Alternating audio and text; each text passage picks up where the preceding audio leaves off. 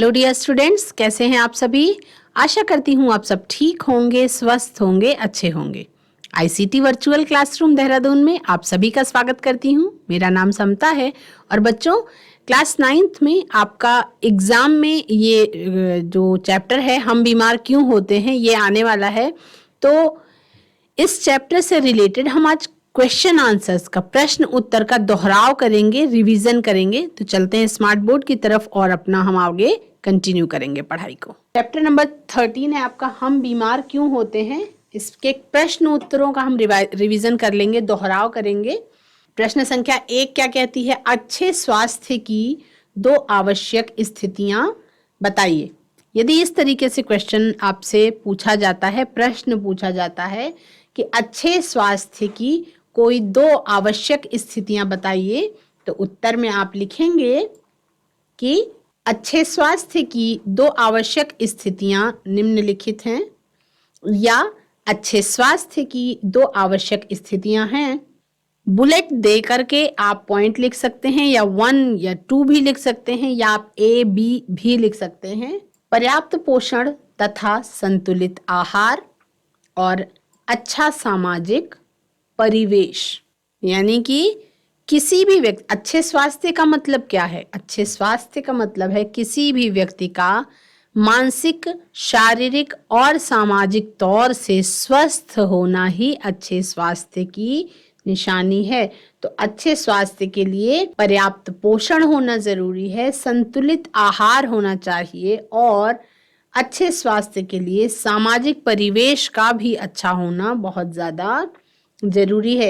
यानी कि जिस माहौल में हम रहते हैं, जिस तरीके के वातावरण में हम रहते हैं, वो माहौल का भी खुशनुमा होना जरूरी है, उस माहौल का भी अच्छा होना जरूरी है, तभी स्वास्थ्य अच्छा रहता है। क्योंकि यदि आपका सामाजिक परिवेश अच्छा नहीं है तो हो सकता है आप रोग मुक्त हों, आपको कोई बीमारी ना हो, लेकिन आप स्वस्थ हैं फिर ऐसा नहीं माना जा सकता।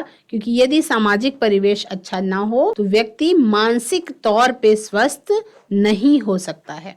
तो शारीरिक तौर से स्वस्थ होने के साथ ही साथ सामाजिक तौर से भी स्वस्थ होने के लिए सामाजिक परिवेश का अच्छा होना बहुत ज्यादा जरूरी है। नेक्स्ट क्वेश्चन देखते हैं। रोग मुक्ति की कोई 2 आवश्यक परिस्थितियां बताइए। यानी रोग मुक्ति, यदि किसी को रोग कोई हो जाए तो उस रोग से मुक्ति प्राप्त करने के लिए 2 ऐसी कौन सी सिचुएशंस हैं जब हम करेंगे तो हम रोग से थोड़ा सा जल्दी मुक्त हो जाएंगे। रोग मुक्ति का मतलब यह है बच्चों कि शरीर, अगर शारीरिक रूप से आप अस्वस्थ हैं, आपको कोई बीमारी हो गई है, आपको कोई तकलीफ हो गई है, तो उससे मुक्त, डिजीज फ्री होने के क्या तरीके हैं। तो रोग मुक्ति के लिए कोई 2 आवश्यक परिस्थितियां हैं। उत्तर में लिखेंगे कि व्यक्ति को संतुलित आहार लेना चाहिए। पहला पॉइंट कि व्यक्ति को संतुलित आहार लेना चाहिए, और दूसरा पॉइंट ये है कि व्यक्तिगत और सामुदायिक स्वच्छता का होना बहुत ज्यादा जरूरी है। ये आपका क्वेश्चन 2 मार्क्स के क्वेश्चन में पूछा जा सकता है, तो थोड़ा सा इसको हम ब्रीफ करके लिख देंगे। और अगर 1 मार्क्स के क्वेश्चन में पूछा जाता है तो जितना लिखा हुआ है आपको, जितना स्क्रीन पे दिखाई पड़ रहा है उतना ही सफिशिएंट है, इतना ही आप लिखेंगे तो आपको मार्क्स अच्छे मिल जाएंगे। ठीक है। अब इसमें रोग मुक्ति की कोई 2 आवश्यक परिस्थितियां हैं, है ना। पहला नंबर है व्यक्ति को संतुलित आहार लेना चाहिए। तो आप सभी को पता है कि हमारा शरीर अस्वस्थ तब माना जाता है जब हमारे शरीर में किसी पोषक तत्व की कमी हो जाए, या किसी पोषक तत्व की कमी होने के कारण कोई परेशानी हो जाए, या बाहर से कोई प्रॉब्लम हो जाए, तो उस जो रोग लग जाए उस रोग से बचने के लिए हमारे शरीर को संतुलित आहार की जरूरत होती है। संतुलित आहार यानी कि बैलेंस्ड डाइट की जरूरत होती है, जिसमें संपूर्ण मात्रा में पोषक तत्व होते हैं, और वो शरीर की अंदर जो प्रॉब्लम आई है, जो परेशानी आई है, जो कमी आई है, उसको पूरा करने में मददगार साबित होते हैं। उसके अलावा पर्सनल हाइजीन का और कम्युनिटी हाइजीन का भी होना बहुत ज़्यादा ज़रूरी है। व्यक्तिगत स्वच्छता का होना और सामुदायिक स्वच्छता का, दोनों का होना बहुत ज़्यादा जरूरी है। नेक्स्ट देखेंगे, क्या उपरोक्त प्रश्नों के उत्तर एक जैसे हैं अथवा भिन्न, क्यों? उत्तर देखेंगे, कुछ हद तक इनके उत्तर एक जैसे ही हैं, क्योंकि यदि अच्छे स्वास्थ्य के लिए आवश्यक परिस्थितियों को बनाए रखा जाता है तो बीमार पड़ने की संभावना अपने आप कम हो जाती है। यदि अच्छे स्वास्थ्य के लिए आवश्यक परिस्थितियों को बनाए रखा जाता है तो बीमार पड़ने की संभावना अपने आप कम हो जाएगी। लेकिन वहीं हम ये भी कह सकते हैं कि वे भिन्न हैं, क्योंकि अच्छे स्वास्थ्य का अर्थ है भौतिक, सामाजिक तथा मानसिक रूप से स्वस्थ होना, जबकि रोग मुक्त होने का अर्थ किसी विशेष रोग से ग्रस्त ना होने से है। यानी कि आप सबको स्वास्थ्य की, अच्छे स्वास्थ्य की परिभाषा पता है। अच्छे स्वास्थ्य की परिभाषा में आपका शारीरिक, मानसिक और सामाजिक रूप से स्वस्थ होना जरूरी है। वो अच्छे स्वास्थ्य की परिभाषा में आता है। और रोग मुक्त होने का मतलब है कि आपको कोई बीमारी नहीं है ना? तो आज के समय में हम ये कह सकते हैं कि बहुत से लोग ऐसे हैं जिनको किसी प्रकार की कोई बीमारी नहीं है, वो किसी विशेष रोग से ग्रस्त नहीं है, लेकिन संपूर्ण रूप से स्वस्थ हैं ऐसा कहना बहुत ही मुश्किल होगा। क्योंकि आज के समय में जो लोग बिल्कुल शारीरिक रूप से अगर रोग मुक्त हैं तो उनको कहीं ना कोई मानसिक समस्या है। अगर वो मानसिक रूप से ही एकदम स्वस्थ हैं तो वो समाज से परेशान है, उनको सामाजिक परेशानी, यानी कि सामाजिक परिवेश में कहीं ना कहीं सामाजिक परिवेश अच्छा नहीं है, तो उसको अब इस तरीके से पढ़ाई के रूप में बच्चों को, इसीलिए पहले के जमाने में क्या होता था कि बच्चों को मारते थे, है ना? तो मारने से बच्चों का मेंटल हेल्थ जो है वो डिसबैलेंस होता था। तो इसलिए अब बहुत सारे नियम कानून ऐसे हैं जिसके कारण बच्चों को केवल समझा करके ही पढ़ाया जाता है, उनको मार नहीं सकते, क्योंकि उससे मानसिक रूप से बच्चे क्या होते हैं, उनका आत्मविश्वास कम हो जाता है और बच्चे आगे नहीं बढ़ पाते हैं। नेक्स्ट क्वेश्चन देखेंगे, तो ये प्रश्न आपका कि अच्छा स्वास्थ्य, उसकी 2 आवश्यक परिस्थितियां और रोग मुक्ति की कोई 2 आवश्यक परिस्थितियां हैं, उनको आपको बताना है। नेक्स्ट देखते हैं बच्चों। नेक्स्ट प्रश्न है आपका, अगला प्रश्न है, ऐसे 3 कारण लिखिए जिससे आप सोचते हैं कि आप बीमार हैं तथा चिकित्सक के पास जाना चाहते हैं। यदि इनमें से एक भी लक्षण हो तो क्या आप फिर भी चिकित्सक के पास जाना चाहेंगे, क्यों अथवा क्यों नहीं, है ना? तो उत्तर में हम एक इमेजिन करना है एक परिस्थिति के बारे में कि अगर आप बीमार हैं तो क्या ऐसे 3 लक्षण हो सकते हैं जिससे हम ये जान पाएं कि हम बीमार हैं, है ना? उसमें 3 लक्षण हो सकते हैं आपके, ऐसे 3 कारण हो सकते हैं जो बीमार होने के लक्षण हैं, जैसे कि सिर दर्द, जैसे कि खांसी, जैसे कि दस्त या लूज मोशन। यदि इनमें से एक भी लक्षण हो तो हम चिकित्सक के पास नहीं जाते हैं। क्यों नहीं जाते हैं? ऐसा इसलिए है क्योंकि इस तरह के लक्षणों का हमारे सामान्य स्वास्थ्य अथवा कार्य करने की क्षमता पर अधिक प्रभाव नहीं पड़ता है। हालांकि यदि ये किसी व्यक्ति में ये लक्षण 1 से ज्यादा दिनों तक दिखाई पड़ते हैं तो उसे उचित उपचार के लिए डॉक्टर से या चिकित्सक से मिलने की जरूरत फिर होती है। ठीक है, नेक्स्ट क्वेश्चन देखेंगे, निम्नलिखित में से किसे लंबे समय तक रहने के कारण आप समझते हैं कि आपके स्वास्थ्य पर बुरा प्रभाव पड़ेगा और क्यों? 3 प्रकार की परिस्थितियां दी गई हैं, है ना? यदि आप पीलिया रोग से ग्रस्त हैं, यदि आपके शरीर पर जूं है और यदि आप मुहासों से ग्रस्त हैं। तो उत्तर में क्या लिखेंगे हम कि पीलिया एक ऐसी बीमारी है जिसके लंबे समय तक रहने के कारण हमारे स्वास्थ्य पर बुरा प्रभाव पड़ेगा। ये कैसा है? ये एक प्रकार का दीर्घकालिक रोग है, यानी कि तुरंत क्विक ठीक नहीं होता है, ये लंबी अवधि तक रहता है और पीलिया तेजी से नहीं फैलता, यानी धीरे धीरे शरीर पर अपना असर दिखाता है और समय के साथ धीरे धीरे ये फैलता है। है ना। पीलिया की परिस्थिति होने में क्या होता है कि हीमोग्लोबिन की मात्रा जो है वो हमारे शरीर में डाउन हो जाती है, कम हो जाती है। और क्या हो जाता है, हीमोग्लोबिन की मात्रा कम हो जाती है और एक ब्लड में ही हमारे बिलीरुबिन की मात्रा जो है वो बढ़ जाती है, जिससे हमारे शरीर में पीलापन दिखाई पड़ने लगता है, हमारी आंखों में भी उस पीलेपन का असर दिखाई पड़ता है। और इसमें हल्दी पड़ी हुई चीज़ों का एकदम परहेज कर दिया जाता है ताकि कंफ्यूजन ना हो। नेक्स्ट क्वेश्चन देखते हैं बच्चों, ये आपका 2 नंबर के क्वेश्चन में पूछा जा सकता है। जब आप बीमार होते हैं तो आपको सुपाच्य तथा पोषण युक्त भोजन करने का परामर्श क्यों दिया जाता है? क्या ऐसा कारण है कि जब आप बीमार होते हैं तब आपको बैलेंस्ड डाइट और इजीली डाइजेस्ट होने वाला खाना खाने के लिए कहा जाता है? ऐसा क्या कारण है?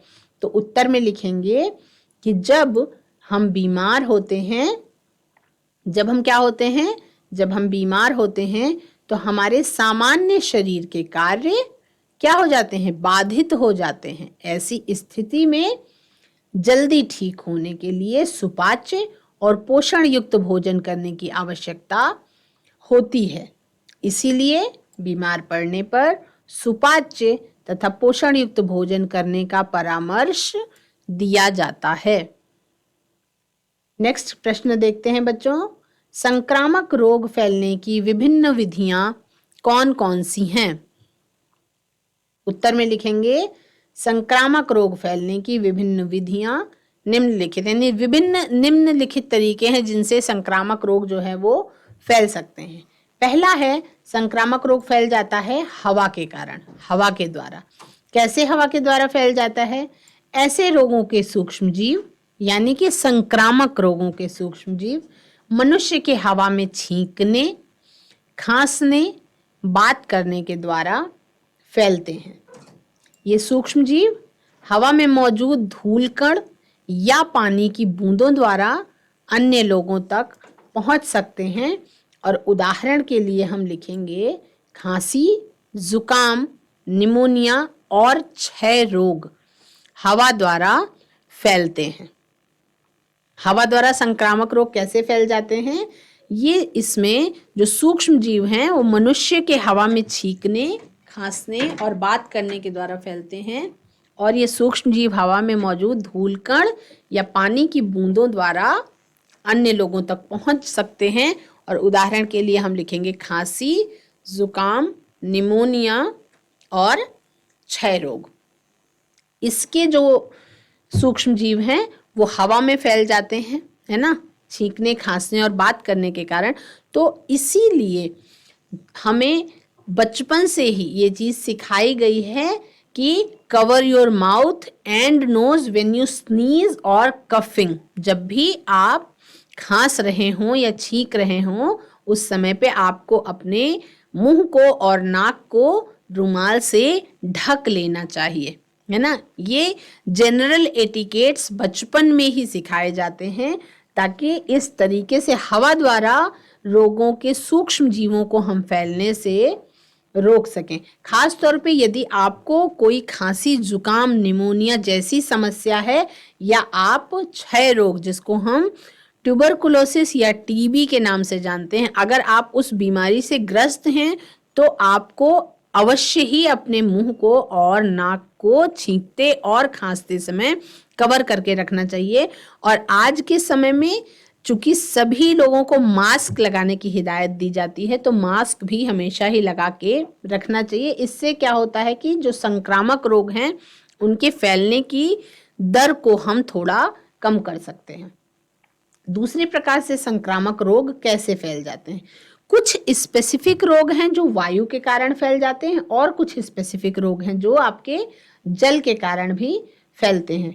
तो जल से फैलने वाले रोगों के लिए जब संक्रमणीय रोग से ग्रसित रोगी के अपशिष्ट पेयजल में मिल जाते हैं और यदि कोई स्वस्थ व्यक्ति जानकारी में या अनजाने में इस जल को पीता है तो रोगाणुओं को एक नया पोषी मिल जाता है, यानी कि रोगाणुओं को एक नया होस्ट मिल जाता है जिससे वो भी इस रोग से ग्रसित हो जाता है, जैसे कि कॉलेरा, जैसे कि हैजा। ये सारे रोग ऐसे हैं जो जल द्वारा फैलते हैं। ठीक है। तीसरा है फैलने का तरीका संक्रामक रोगों का, क्या है? लैंगिक क्रियाओं द्वारा।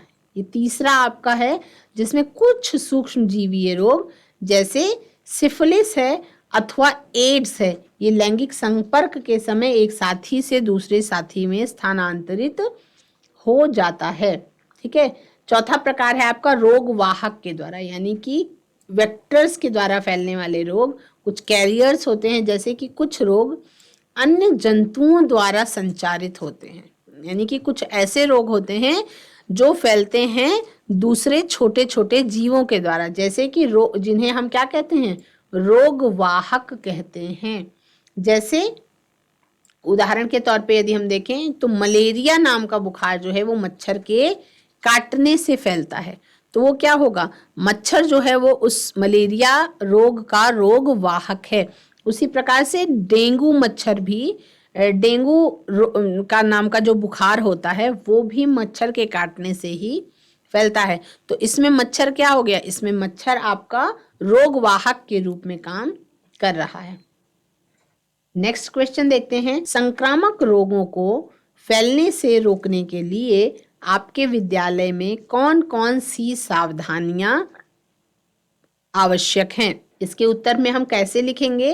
इसका उत्तर हम लिखेंगे, संक्रामक रोगों को फैलने से रोकने के लिए निम्नलिखित सावधानियां हैं। कौन कौन सी? पहली चीज, ये जो भी क्वेश्चन के आंसर हैं, इस चैप्टर में जो भी क्वेश्चंस हैं उनके आंसर्स बच्चों अब आज के समय में दैनिक जीवन में भी इस चीज को याद रखना बहुत ज्यादा जरूरी है ना? क्योंकि ये जो सावधानियां हैं ये बहुत नेचुरल और नॉर्मल हैं। ये आपको कहते हैं कि न्यू नॉर्मल है ये हमारे लिए, है ना? पहले हम मास्क नहीं लगाते थे डेली, लेकिन अब हमें मास्क लगाना है, तो मास्क लगाने का जो एटिकेट है वो हमारे लिए क्या हो गया? वो न्यू नॉर्मल। पहले नॉर्मल नहीं था, पहले केवल बीमार लोग ही मास्क लगाते थे, लेकिन जब से कोरोना नाम की महामारी आई उसके बाद से मास्क क्या है? मास्क हमारे दैनिक जीवन के लिए न्यू नॉर्मल है। अगर हम किसी ने मास्क लगाया है तो वो क्या है? वो एकदम सामान्य सी बात है ना? तो सामान्य एटिकेट्स जो हैं उनका ध्यान रखना बहुत ज़्यादा ज़रूरी है। तो संक्रामक रोगों को फैलने से रोकने के लिए कुछ सावधानियां हैं जो बहुत ज़्यादा ज़रूरी हैं, और वो क्या है? संक्रमित व्यक्ति से दूर रहना। पहला तो यदि आपको पता चल जाए कि कोई व्यक्ति संक्रमित है तो उस व्यक्ति से क्या होना चाहिए? डिस्टेंस मेंटेन कर लेना चाहिए और संक्रमित व्यक्ति से दूर रहना चाहिए। ये सावधानियां स्कूल के अंदर बरतनी है ना? संक्रामक रोगों से फैलने से रोकने के लिए आपके विद्यालय में कौन कौन सी सावधानियां आवश्यक हैं उसके बारे में आपसे बात की जा रही है। यानी कि स्कूल में यदि आपको लगे कि सबसे पहला क्या है? आपको मास्क लगा के रखना है। दूसरा, किसी व्यक्ति को कोई व्यक्ति संक्रमित है या संभावित संक्रमित व्यक्ति है तो उससे दूर रहना जरूरी है। रोग फैलने से रोकने के लिए खांसते या छींकते समय मुंह या नाक को ढकना अवश्य चाहिए। स्कूल में कोशिश करें घर से पीने का पानी स्वच्छ जल भर करके ले जाएं और उसी को पिएं। स्वच्छ जल पीना चाहिए। और रोग वाहकों के गुणन को रोकने के लिए विद्यालय के वातावरण को साफ रखना, यानी स्वच्छ वातावरण का होना अति आवश्यक है। ठीक है। नेक्स्ट देखते हैं बच्चों, प्रतिरक्षीकरण क्या है? प्रतिरक्षीकरण का उत्तर आप सभी को पता है। प्रतिरक्षीकरण को संक्रमित रोगों से शरीर की सुरक्षा के रूप में परिभाषित किया जाता है।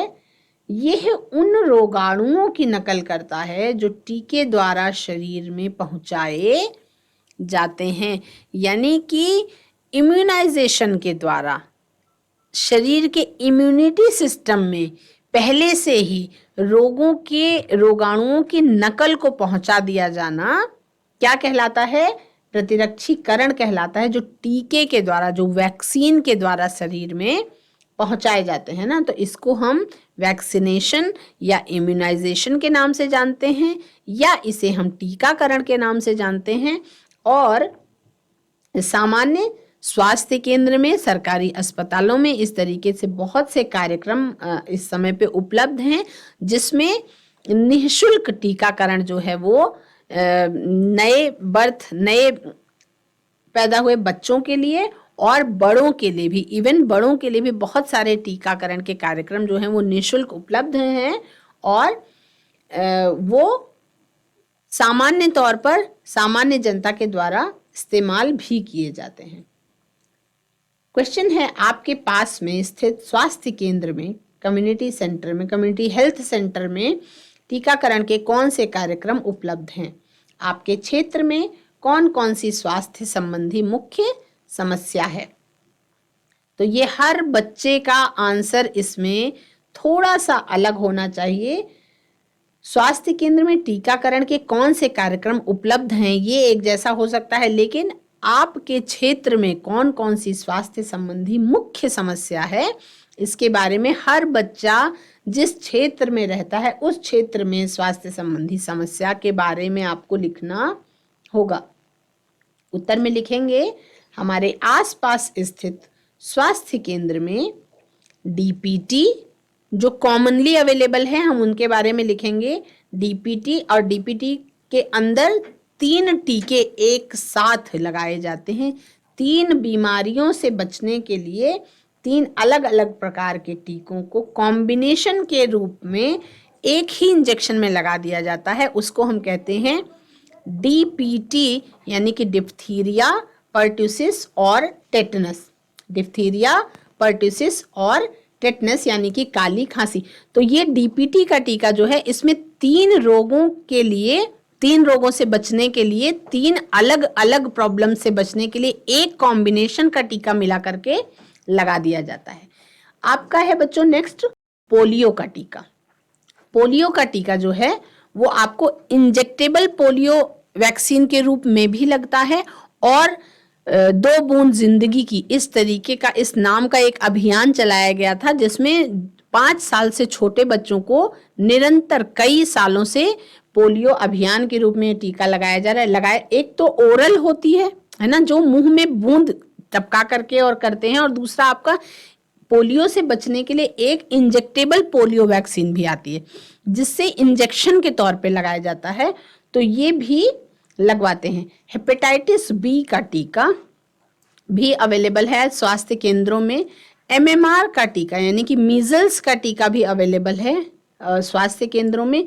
पीलिया और टाइफाइड टीकाकरण के कार्यक्रम भी उपलब्ध हैं सामुदायिक स्वास्थ्य केंद्रों में।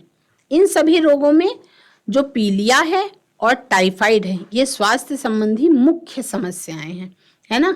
आप सभी को पता है, अगले सेशन में मैं आपको टीकाकरण कार्ड दिखाऊंगी, जिसमें कौन कौन से टीके आपको सामुदायिक स्वास्थ्य केंद्रों में अवेलेबल हैं, जिसमें समय समय पे विटामिन के भी टीके दिए जाते हैं। जैसे विटामिन ए के लिए खुराक दी जाती है। केवल टीके जो होते हैं वो केवल इंजेक्शन के रूप में ही नहीं अवेलेबल होते हैं। कभी कभी क्या होता है कि आप उनको ओरल भी दिए, जैसे कुछ कैप्सूल खाने को दिए जा सकता है, या कुछ इंजेक्शन के रूप में होता है। कई बार क्या होता है, अब एडवांस टेक्नोलॉजी आ गई मेडिकल में, तो कई बार क्या होता है कि बहुत सारे, क्योंकि टीकाकरण में क्या होता है, बच्चों के टीकाकरण में खास तौर पे बच्चों को बुखार आ जाता है या अलग समस्याएं आ जाती हैं, तो उनसे थोड़ा सा राहत देने के लिए बच्चों को कई अलग अलग रोगों का कॉम्बिनेशन भी आ जाता है मार्केट में, और वो एक साथ दे दिया जाता है। जैसे आपका डीपीटी का टीका है, जिसमें डिप्थीरिया, पर्टुसिस और टेटनस तीनों रोगों को ये कवर कर लेता है। इसी तरीके से बिल्कुल जन्म के समय पर ही बीसीजी का भी टीका लगता है बच्चों को। और कभी आपने देखा होगा, कई बार क्या होता है कि हाथ पे, लेफ्ट हैंड पे बहुत सारे बच्चों के आपको एक निशान देखने को मिला होगा। आप अपने भी हाथ में देख सकते हैं, आपके माता पिता के हाथों में बहुत बड़े बड़े होंगे, है ना। निशान देखने को ऐसा लगता है कि वो निशान शायद किसी चीज का कोई गोल सी चीज उस जगह पे रखी गई होगी बचपन में, वैसा निशान देखने को मिलता है। तो वो जो निशान है वो हमेशा ही किस चीज का होता है? वो बीसीजी के टीके का निशान होता है। आपने अपने बड़ों के हाथ पे हमेशा ही वो टीका का निशान जरूर देखा होगा। तो टीकाकरण में, सामुदायिक स्वास्थ्य केंद्र में टीकाकरण के समय पे कौन कौन सी वैक्सीन अवेलेबल हैं जो लगती हैं, उसके बारे में हम अगले सेशन में चर्चा करेंगे। आज के सेशन में हम क्वेश्चन आंसर देख रहे हैं। तो नेक्स्ट क्वेश्चन देखते हैं। डॉक्टर, नर्स, स्वास्थ्य कर्मचारी या अन्य व्यक्तियों की अपेक्षा रोगियों के संपर्क में अधिक रहते हैं, तो पता करो कि वे अपने आप को बीमार होने से कैसे बचाते हैं। उत्तर में लिखेंगे, यानी कि वो ये पता करना चाह रहे हैं कि कौन सी सावधानियां ऐसी हैं, क्या प्रिकॉशंस वो लेते होंगे कि वो दिन भर बीमार व्यक्तियों के संपर्क में आने के बावजूद भी अगले दिन हॉस्पिटल जाने लायक रहते हैं। अगर वो खुद ही इन्फेक्टेड हो जाएं तो वो क्या करेंगे? वो रोगी का इलाज नहीं कर पाएंगे। तो इसलिए उनका ये इस तरीके से प्रिवेंशन करना बहुत जरूरी है, सावधानियां बरतनी जरूरी है, जिससे वो निरंतर अपना काम अच्छे से कर सकें। तो डॉक्टर, नर्स या स्वास्थ्य कर्मचारी द्वारा निम्नलिखित सावधानियां बरती जाती हैं, है ना। इसमें कुछ पॉइंट्स दिए हैं, आप इसमें अपने अनुसार पॉइंट्स को घटा बढ़ा भी सकते हैं। पहला, बीमार व्यक्ति के संपर्क में आने पर मास्क पहनना, ठीक है। दूसरा पॉइंट, संक्रमित स्थान में रहने पर स्वयं को ढक कर रखना। क्या करना? ढक कर रखना, है ना। तीसरा, स्वच्छ पानी पीना। चौथा पॉइंट, स्वस्थ तथा पौष्टिक भोजन खाना, यानी कि उस समय पे डॉक्टर, नर्स और स्वास्थ्य कर्मचारियों को ऐसा भोजन वो खाते हैं जिससे उनके शरीर में किसी भी प्रकार के विटामिन्स की, मिनरल्स की या पानी की कमी न होने पाए। अच्छा प्रोटीन युक्त, विटामिन युक्त भोजन करते हैं वो, जिससे उनके शरीर में क्या हो जाए? उनके शरीर में अंदरूनी पावर इतनी ज्यादा रहे कि कोई भी बाहर का रोग उनके शरीर पे हमला करके अपनी जगह ना बना सके। दूसरा, उचित सफाई और व्यक्तिगत स्वच्छता सुनिश्चित करना, यानी उनके लिए वो स्वयं बहुत ज़्यादा अच्छी सफाई और पर्सनल हाइजीन सुनिश्चित करते हैं, जिसके कारण वो किसी भी प्रकार की बीमारी से बचे रहते हैं। जैसे वो हर काम को करने से पहले सैनिटाइज़र का यूज़ करते हैं, काम को करने के बाद सैनिटाइज़र का यूज़ करते हैं। उनके लिए डिस्पोजेबल ग्लव्स का यूज़ करना बहुत ज़्यादा ज़रूरी होता है ना। वो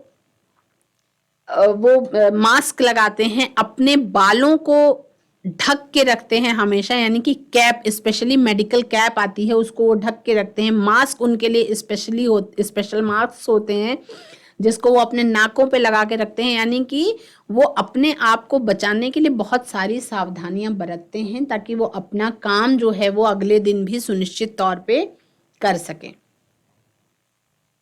नेक्स्ट क्वेश्चन है, एक बच्चा अपनी बीमारी के बारे में नहीं बता पा रहा है, तो हम कैसे पता करेंगे कि बच्चा बीमार है और उसे कौन सी बीमारी है ना। उत्तर में लिखेंगे, बच्चा बीमार है तो क्या लक्षण हो सकते हैं। बच्चा बीमार है यदि, तो ये उसके व्यवहार में परिवर्तन लाएगा, जैसे कि बच्चे का लगातार रोना। यदि कोई बच्चा लगातार रो रहा है मतलब वो क्या है? बीमार है।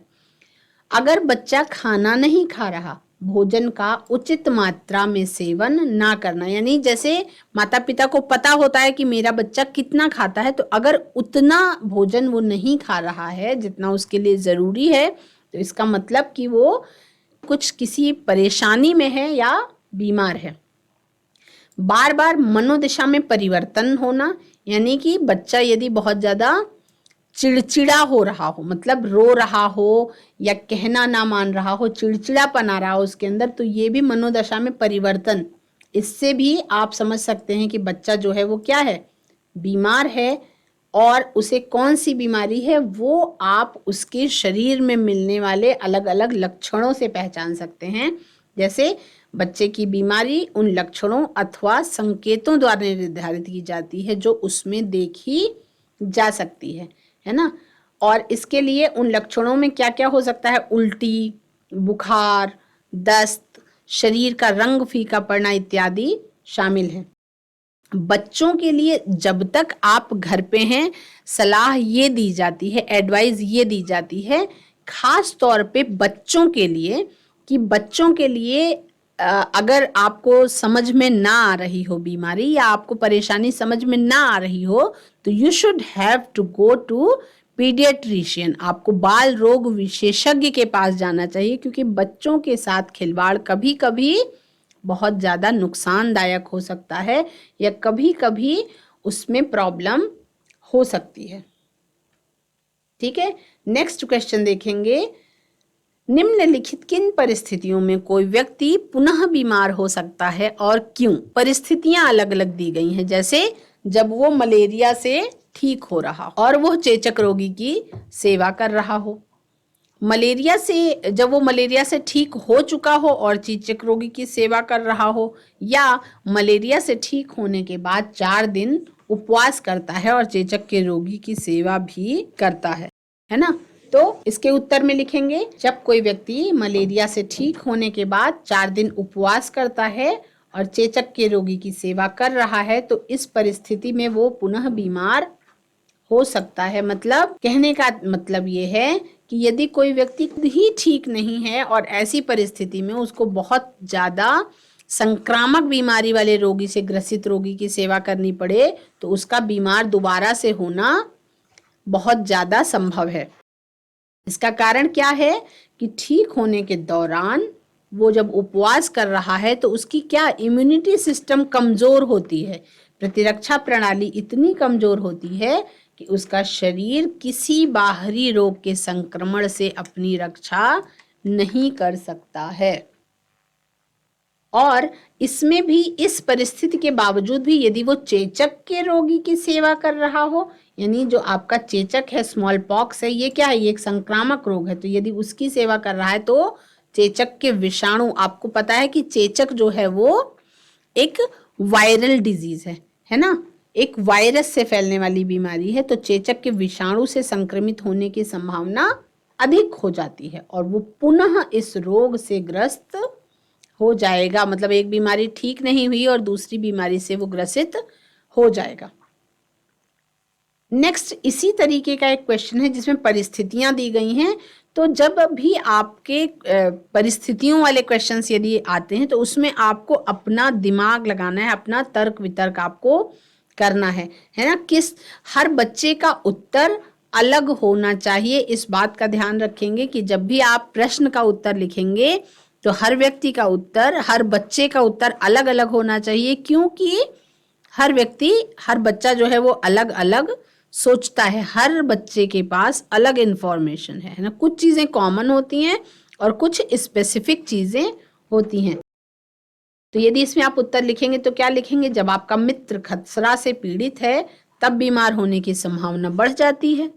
ऐसा इसीलिए होता है क्योंकि खसरा क्या है? एक संक्रामक रोग है और श्वसन के द्वारा तेजी से फैलता है। तो यदि आप अपने मित्र के करीब हैं और उससे बातचीत कर रहे हैं तो हवा के द्वारा आप भी उससे पीड़ित हो सकते हैं, तो ऐसे समय में उससे दूर रहें अथवा आप भी उस बीमारी से ग्रस्त हो सकते हैं।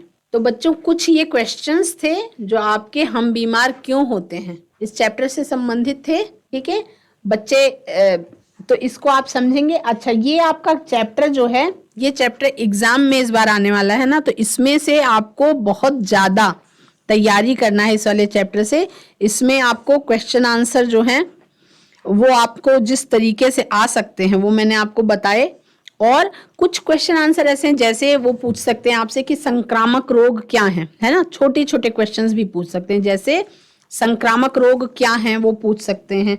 वो आपसे ये पूछ सकते हैं कि दीर्घकालिक रोग क्या होते हैं, है ना? अलग अलग वो आपसे चीजें पूछ सकते हैं। तो इसमें आपको क्या करना है? आपको चैप्टर को पढ़ के जाना है ना? क्वेश्चन आंसर हम लोगों ने रिवाइज कर लिया है, क्वेश्चन आंसर का ध्यान रखेंगे हम लोग। और उसके बाद क्या करेंगे? देखो, इस चैप्टर से आपके कुछ क्वेश्चंस आ सकते हैं, है ना? इसको जो भी बोर्ड में है ये आप नोट करेंगे। अब इसका अगर रिवीजन करना हो, इसमें आपको क्या लिखना है, आपको हेल्थ के बारे में लिखना है ना। आपको हेल्थ की परिभाषा याद रखनी है। हेल्थ की परिभाषा याद रखनी है। आप 3 चीजें ध्यान रखेंगे, जैसे बैलेंस्ड डाइट, संतुलित आहार का ध्यान रखेंगे। बैलेंस्ड डाइट, संतुलित आहार का ध्यान रखेंगे। आप पब्लिक क्लीनलीनेस का ध्यान रखेंगे। पब्लिक क्लीनलीनेस का ध्यान रखेंगे। आप किसका ध्यान रखेंगे, पर्सनल हाइजीन का। पर्सनल हाइजीन का ध्यान रखेंगे और पब्लिक हाइजीन का भी ध्यान रखेंगे। पब्लिक हाइजीन का भी ध्यान रखेंगे। उसके बाद हम, ये तो हो गई हेल्थ। तो हेल्थ में क्या क्या चीज है, हेल्थ में आपका सोशल वेलबींग का होना जरूरी है। आपका कैसा, फिजिकल हेल्थ होना, यानी शारीरिक तौर पे आप ठीक हों। आप मेंटल, मानसिक तौर पे ठीक हों, है ना। यानी कि जब आप शारीरिक तौर पे भी ठीक हैं, आप मानसिक तौर पे भी ठीक हैं, और जिस परिवेश में आप रहते हैं वहाँ पे भी सोशल वेलबींग मेंटेन है, वहाँ पे भी सामाजिक समरसता मेंटेन है, वहाँ पे सोशल इक्वलिटी और हार्मोनी है, तो आपका हेल्थ जो है वो अच्छा माना जाएगा। अब इसमें आपको क्या क्या चीज़ों का ध्यान रखना है, जो मेन डिजीज जो आप पढ़ेंगे, डिजीजेज में आपको इन्फेक्शियस एजेंट्स कौन कौन से हैं, यानी कि रोग के बारे में पढ़ते समय आपको क्या क्या चीज का ध्यान रखना है, ये आपको एकदम ही याद कर लेना है। रोग के कारक क्या क्या हैं, है ना, उनका ध्यान कर लेना है। और कैसे फैलता है, means of spread, means of spread. हर एक रोग के बारे में आपको ये चार्ट मैंने जैसे बना के बताया था, आपको इसको रिवाइज करना है बार बार। कोई भी स्पेसिफिक रोग फैलने का क्या कारण है ना। Infectious agents, infectious agents, infectious agents और मीन्स ऑफ स्प्रेड, यानी कि किस तरीके से फैल रहा है, वो आपको पता होना चाहिए हर रोग के बारे में, जो भी आपके बताए गए हैं। उसके अलावा आपका ट्रीटमेंट, उसका उपचार क्या है। अलग अलग रोगों का अलग अलग उपचार होता है, तो उसका उपचार क्या है, उसके बारे में भी आपको पता होना चाहिए। और उसके बाद फिर उससे बचाव क्या है, यानी कि प्रिवेंशन के बारे में भी आपको पता होना चाहिए।